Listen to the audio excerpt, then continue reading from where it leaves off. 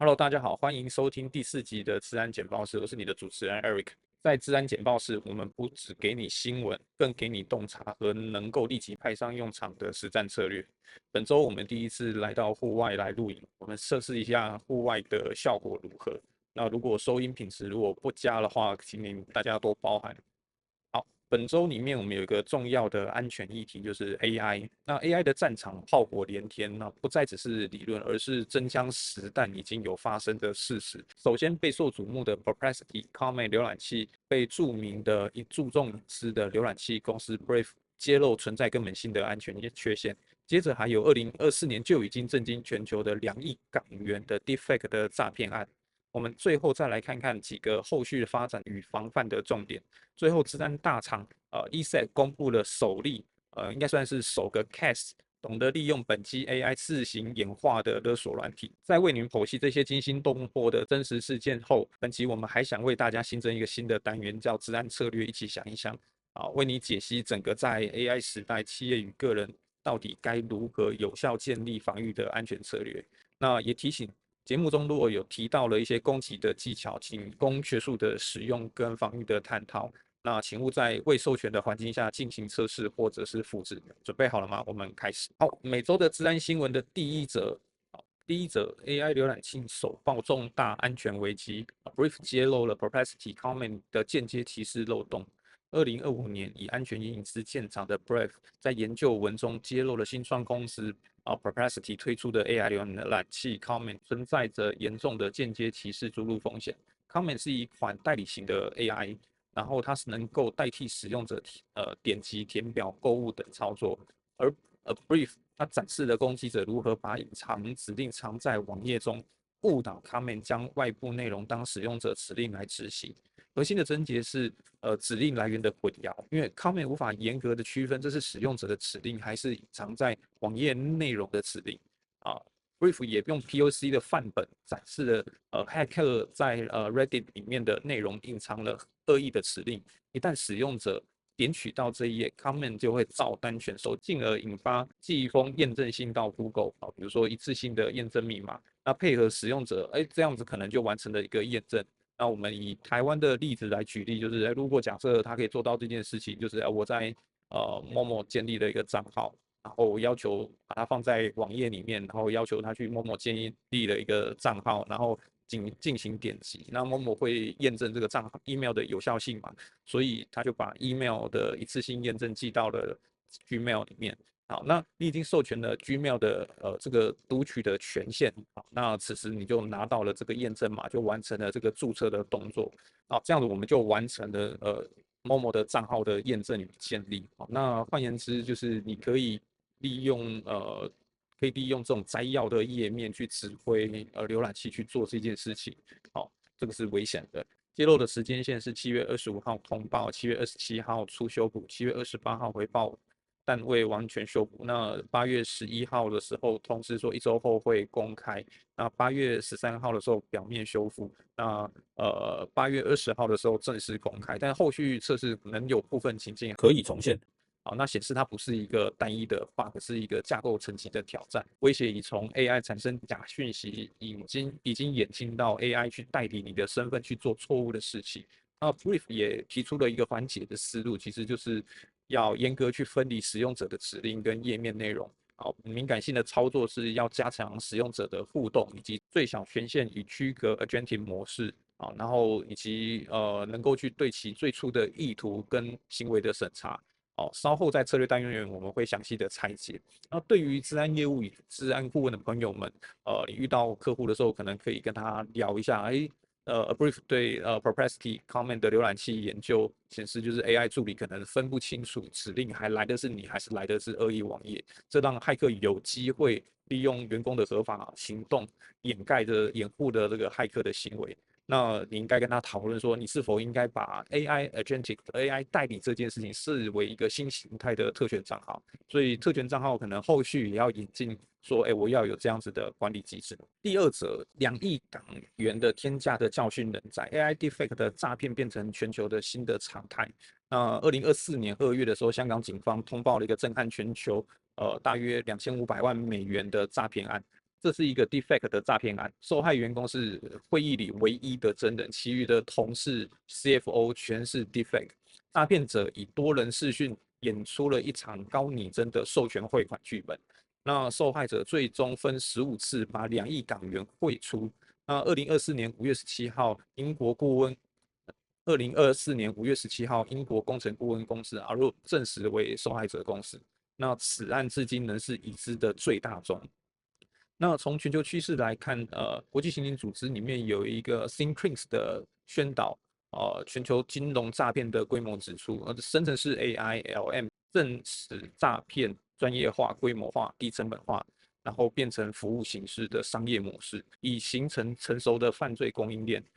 传统视讯开会开一下确认一下，最后的防线可能正在失灵。对于企业来说的立即对策就是零信任授权，任何大额调拨都至少需要双向的验证。例如有动态的安全词、视讯会议隐蔽的口令。然后红队的我们也需要去做红队的演练。然后桌上的兵棋推演，然后强化关键职位里面的临场判断。对于业务与治安顾问，我们遇到财务长的时候，我们其实可以跟他讨论这个议题。就是这种2500万美元的 defect 案件已经被Arup 证实说 AI 冒充这种产业化已经常态，开视讯不能一定保证真实，我们需要有一个零信任的授权系统取代肉眼的判断，建立严格的可稽核的多重复杂授权系统。第三者是勒索软体学会了自我演练。那这个是ESET 发现本地的 LM 它可以去驱动 AI 的勒索软体。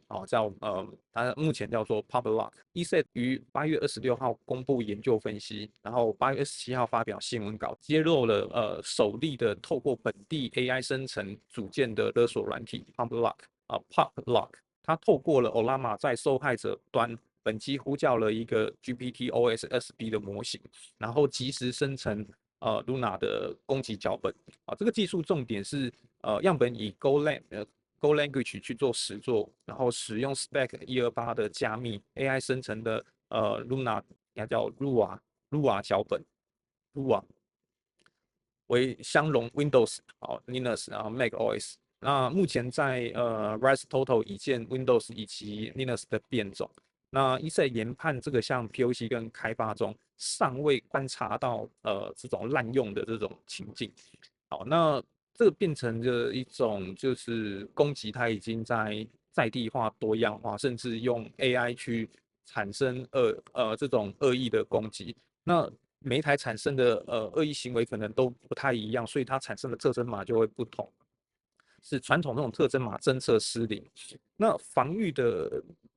重点，我们应该要把重心从静态的档案扫描转到行为监控，例如用 EDR 或XDR、XDR 被加密的档案程序被大量的打开或改写，或者是本机的 LM Ollama 这异常资源消耗于网络行为，甚至是要配合应用的白名单以及最小权限降低爆炸的半径。此时，我们如果假设治安的业务与治安的顾问，我们遇到了客户，我们其实应该跟客户聊一下，就是你是不是有在做本地的 LLM？那你在本地 LLM 的时候，是不是任何人都可以对它去做调用？如果假设它可以做调用，那它会不会自己衍生出恶意的攻击行为？那此时我们应该是有异常的调用，非人的调用，那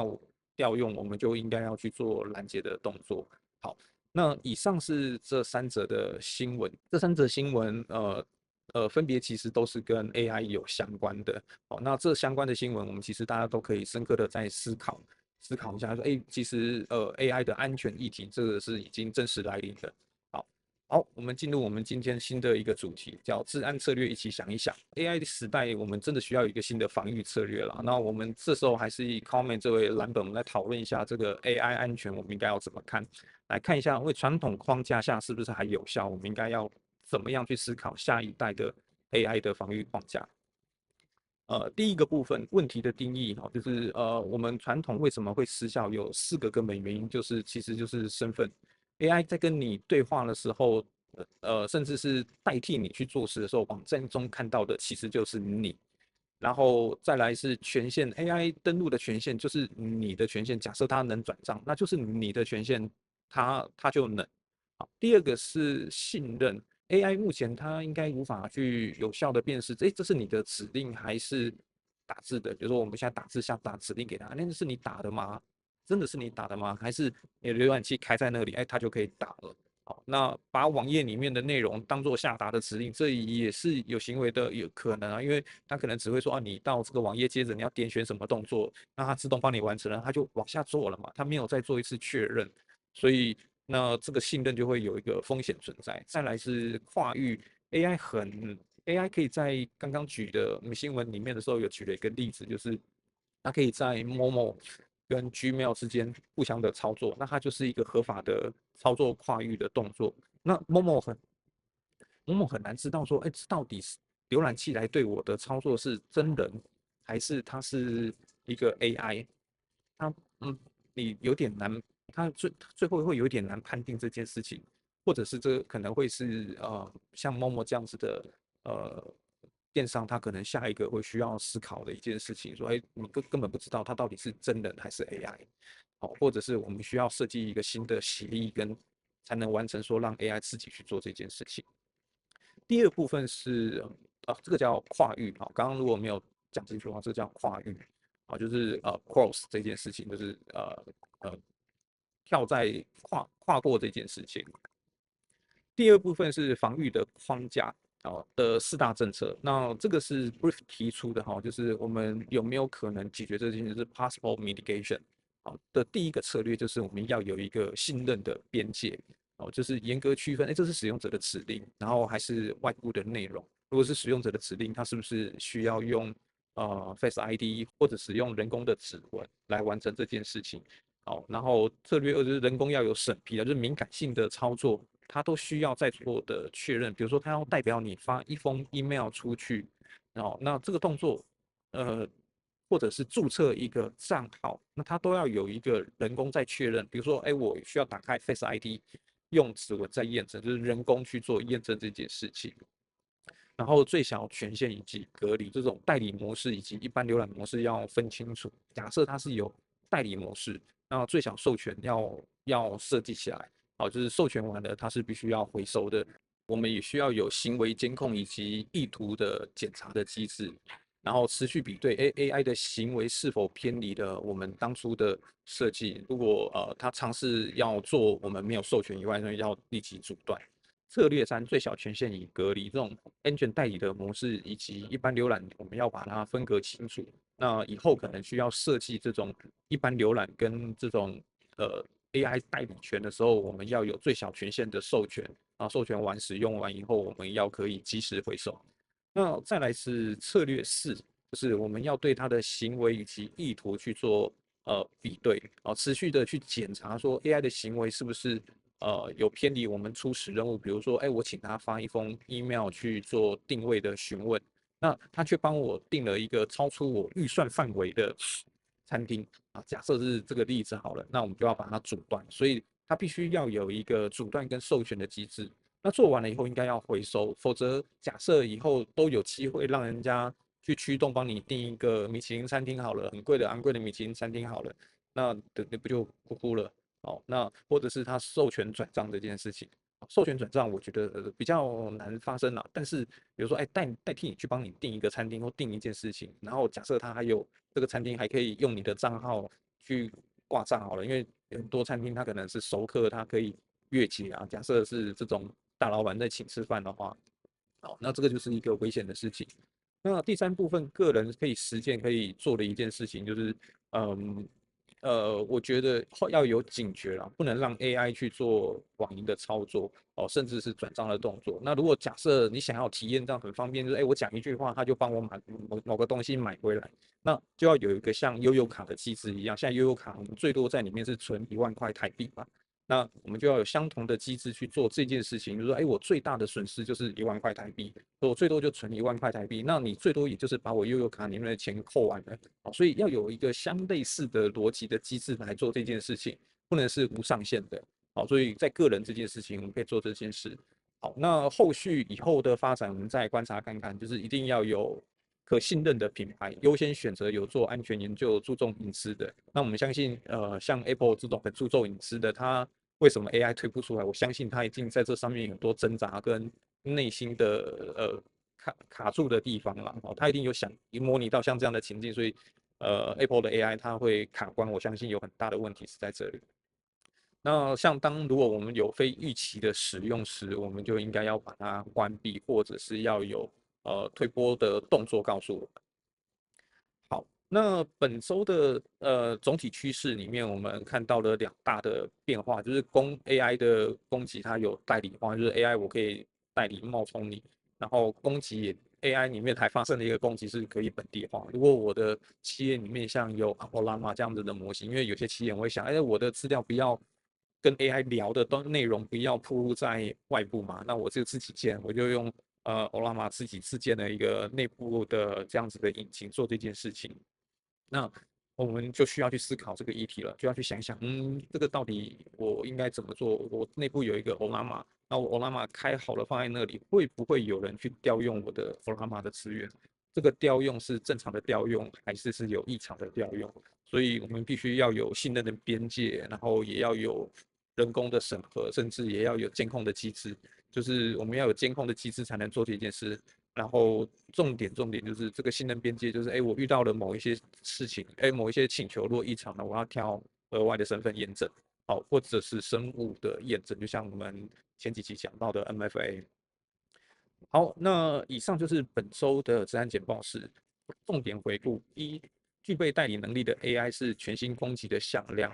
二、必须以信任边界加人工审批加最小权限隔离以及行为监控建立新的防御策略；三、个人层面就是我一定要很警觉、很谨慎的去注意说，我跟 AI 里面到底给他的哪一些授权。好，那谨慎跟警觉永远是最好的护身符。下一集我们将带来恶意网址这件事，然后手把手教你用 C-level 的语言跟董事会呈现说恶意网址的风险性。